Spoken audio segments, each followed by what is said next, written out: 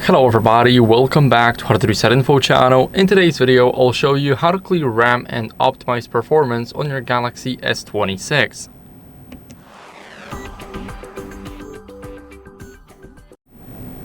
So first, what you guys want to do is go over to the settings. Now in those settings, we're gonna go over and we're gonna simply go to device care. So device care is at the bottom.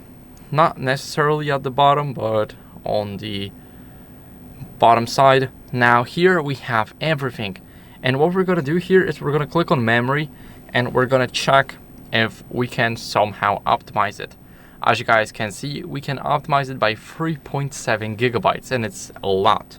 So we're gonna click clean now. And as you guys can see, now it's cleaning and we will get 3.7 gigabytes of RAM back.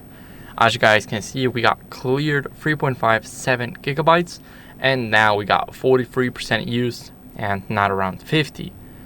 So that's how you guys can easily clear the RAM and optimize the overall performance of your Samsung. I hope this video was helpful. If it was, then leave a like, subscription and a comment, and I'll see you in the next one. Bye.